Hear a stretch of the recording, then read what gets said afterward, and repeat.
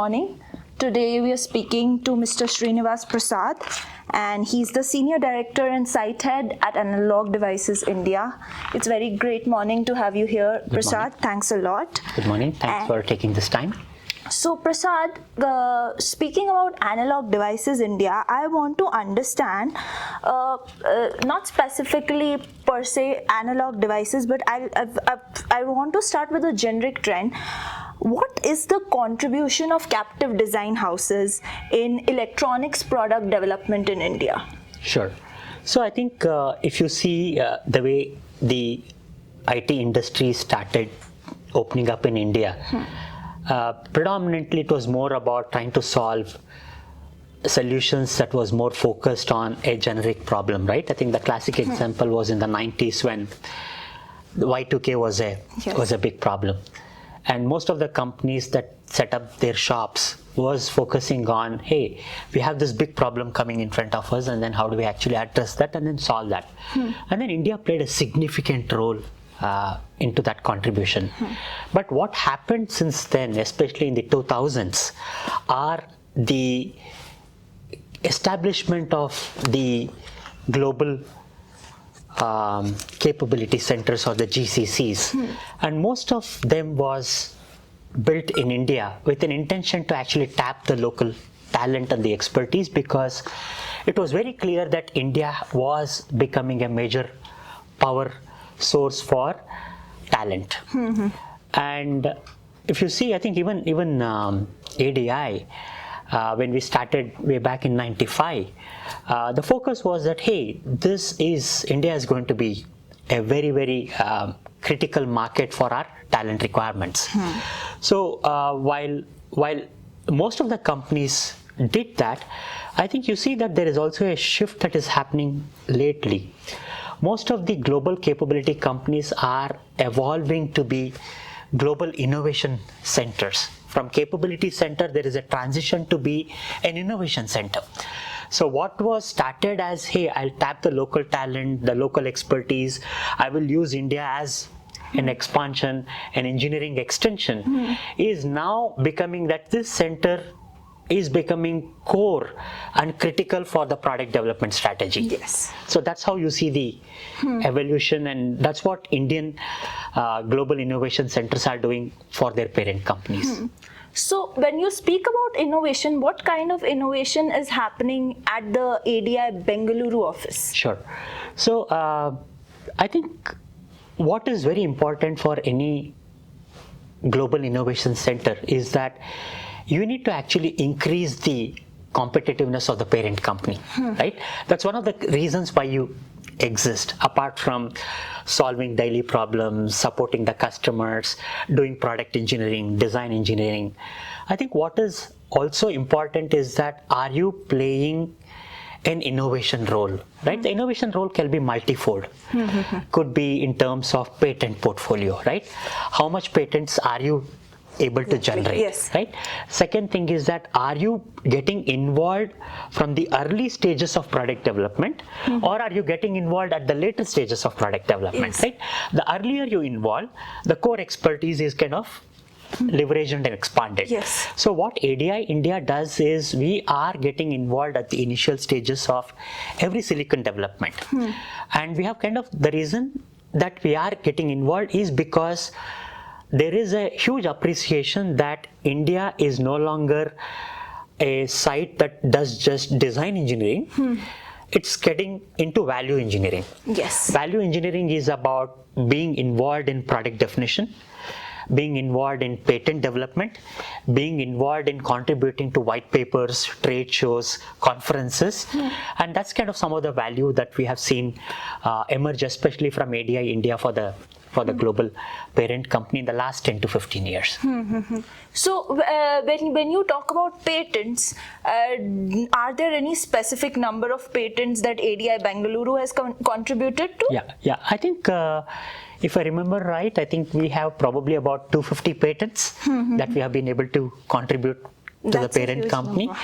And these are like very intense kind of work, right? I think semiconductor companies are the actually bedrock for digital innovation. Yes. Right? Literally, there is no industry that doesn't leverage the semiconductor segment. So that way, I think what you end up doing, and especially for a company like Analog Devices, you are at the cusp of analog and digital intersections. So a lot of innovations are about, am I making a difference to my customers' problems? Am I adding value? It's not about solving a problem. Am I looking ahead? Are we kind of co-inventing? Are we kind of working together with our customer, putting the customer in the center? Yes. And then trying to actually address the problem. And innovation happens in all these aspects, right? Not just about patents. There is innovation in process. There is innovation in the way you support the customer. There is innovation in business models. So Analog Devices is in the forefront of all of this. Okay. So when you speak about customers and you speak about semiconductor being the bedrock of the industry, of all industry segments, what all, you mentioned 250 patents. So what all industry segments are these innovations contributing to? Sure. So I think there is no industry which doesn't leverage the semiconductor portfolio, right? It could be a basic consumer portfolio to the advanced space mission, right? Each and every industry uses semiconductor as a core of its requirements from a digital evolution. So for ADI, I think the business segments that we operate in is in the area of industrial, automotive, consumer, communications, aerospace and defense, digital healthcare, which is becoming more and more critical, especially post-COVID. Yes. And then the digital technology, right? I mean, digital business as a business itself, right? Which is about how are you able to actually build intelligent edge solutions, right?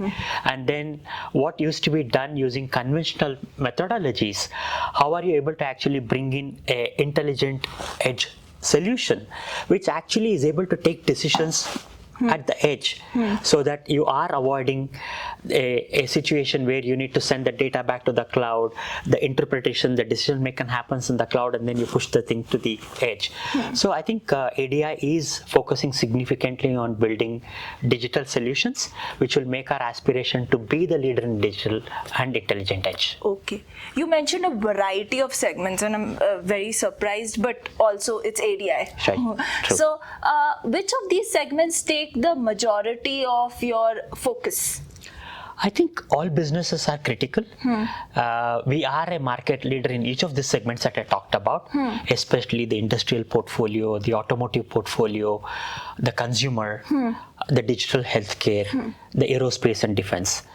All of these are very, very critical, and all of these are areas we have been working for decades. We have thousands of product portfolios in each of this, and we have been kind of supporting customers in each of these segments for about 60 years now. So, with respect to the India market and in all of these segments, how do you reach out to the particular, target audience in all of these segments? Yeah, no, I think India, the way the whole industry used to look at India was about, India is more about design engineering. Yes. The reason why we need to be in India is because of talent, capability, expertise. Of course, in the past it also used to be cost competitiveness. Now it is more about value, right? So that's a transition that has happened.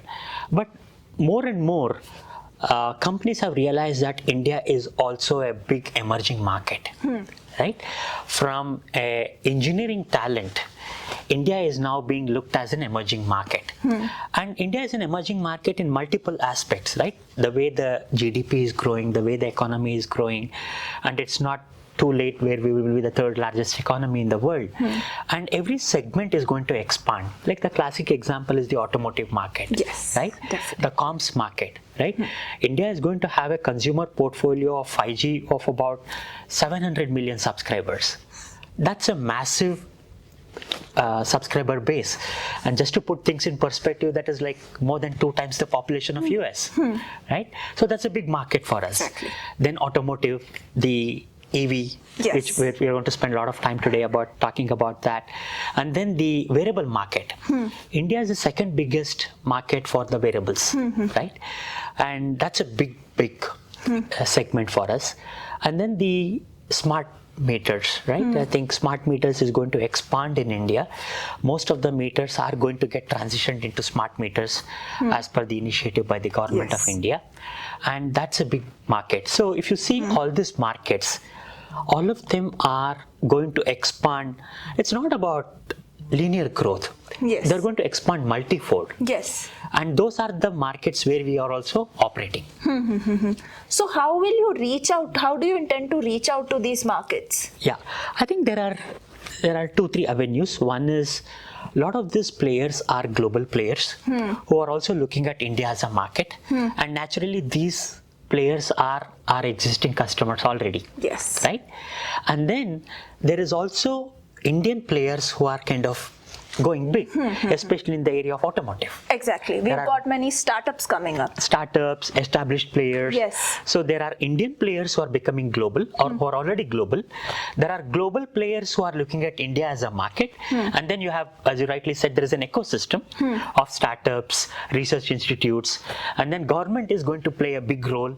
Government's kind of spend on some of this is going to be big because government did announce a semiconductor kind of act where they said that we are going to kind of invest $10 billion to ensure that the manufacturing can come to India. Yes. So all these are opportunities for semiconductor companies.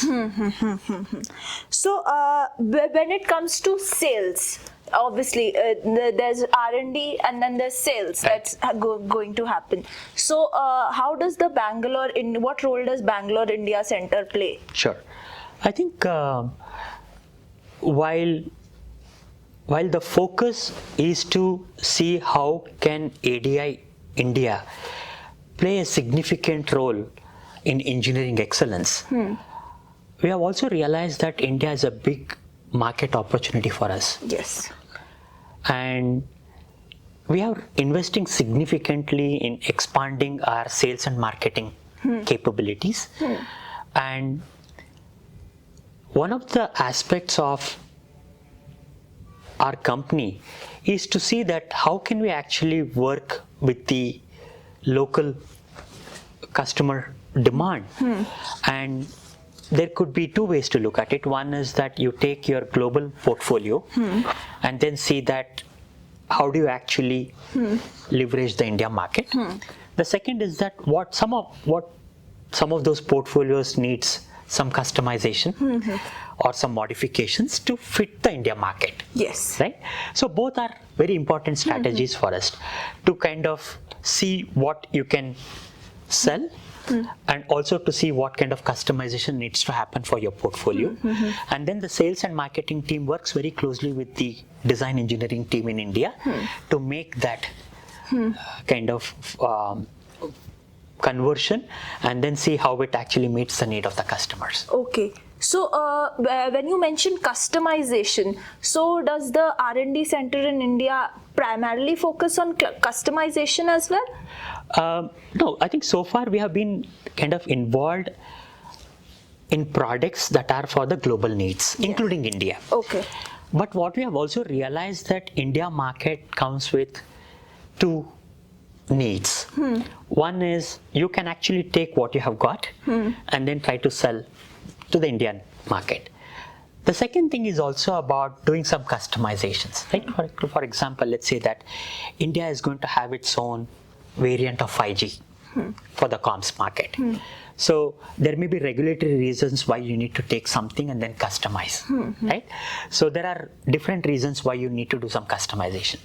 So in that context, if you have to take something and then you have to do some customizations, the natural choice to do that will be India Engineering Center because you're close to the customer and you're close to the sales team. So that's a win-win model. So the customer also will look at it, there is a team that is available here in the same time zone, which I can provide the required support. And it's also easy for sales to actually go and say, you know what, I have this, I have the ability to customize to the needs of what you want. A lot of workshops can happen, a lot of discussions can happen, and then you're able to actually co-create that along with the customer. Yes. While speaking about customization, I also want to, you had earlier mentioned innovation. So innovation, when we speak about innovation, a lot of talk comes around startups, which we discussed. Yeah. So does ADI also support, accelerate, incubate startups? What is your engagement with startups? Sure. No, I think what we have realized is that companies can't do everything alone. Yes. Right? And also, you don't need to do everything by yourself. Yes. And that's where I think it's very important to actually look at what's your ecosystem, right? And the good news about India is that India has one of the most advanced ecosystems, right? It could be in terms of academia, the kind of research institutes we have of global repute, the number of universities we have, the number of graduate students who churn out year on year. Yes. And that's a beautiful way of leveraging the talent pool. The second part of the ecosystem is your startup community, right? India is also the third largest startup hub in the world, right? And when you look at startups, just in Bangalore, there are thousands and thousands of startups. Just forget India, just in Bangalore, right? And a lot of these startups are doing something that are technologically very advanced. Yes. Now, it's an obvious choice for us to actually look at how can we leverage some of this to accelerate our own innovation, right? So we do a lot of these programs. Like come September, we have a technology event. And one of the things in the technology event, what we also do is we call something as an innovation day, where we bring in the startups, we bring in the academia, and then we kind of exchange notes as to say that, hey, what are we doing together, and then how does it actually make sense to partner. So we have partnered with startups, we have partnered with research institutes, we have partnered with universities, and then it's in the interest of looking at what our end customer wants. If there is something that actually can shorten my product development by 12 months by partnering with a startup, ADI would like to do that. Okay. So that's how we look at the startup and the academias. Well, then that's a very good news for startup community and academia, that ADI is willing to partner with startups. So that's good that you are promoting innovation. We'd like to tell our audiences that. And the most important part is also the partnership with the government, right? The kind of government outreach, especially for the semiconductor industry in the last couple of years, has been immense. Look at the way some of the programs are getting rolled out. Yes. Right? While manufacturing has taken a central stage, the design engineering, the participation of the state governments, participation of the central governments, trying to understand what are the needs of the semiconductor industry in India, that has been of great support. So now the ecosystem is about government involvement, startups, academia, the GCCs. I think all of them are playing a very, very critical role. So do you also reach out, you mentioned your technology day, so do you also conduct these seminars, webinars, informative for opening it up to the public, the design engineering community in India? Yeah. What we do is that we kind of do some programs, what we call as Anveshan. Okay. And then in that kind of event, what we do is that we kind of reach out to a lot of universities, and then we actually give them a theme or a problem statement every year. And then we say that, hey, this is a theme for this year. Go and then figure out what kind of solutions you want to build and then present. And then a lot of these universities are actually doing high-end work. They have very sophisticated labs, they have access to hardware, they have access to tools, they have access to boards. So they actually form small teams, and then they kind of build some solutions, and then we kind of shortlist, and then we have mentors who can actually guide them. And then the top 10 or top 20, depending on that particular year, we invite them to our office, and then we kind of give them a small kind of a platform to present what they have done. And then in that we kind of shortlist the top 3, and then we say that, hey, this is something that is very interesting not because of it is using an ADI part, it is solving a customer problem. Yes. And it makes sense to the problem statement we talked about. It is also an opportunity for us to tap potential interns, potential graduates who can come on board. So it serves multiple purposes. A lot of people get access to do something very which is innovative. They get a platform. They also get, some of them also get an opportunity to be a part of ADI as they move forward in their career. That's actually very interesting and a great revelation for our audience. Thank you. Thanks a lot. So how do coming to the final segment of this conversation, so we've spoken about what innovation with respect to GCCs means for India electronics ecosystem, what innovation ADI is doing, how is it tapping into these markets.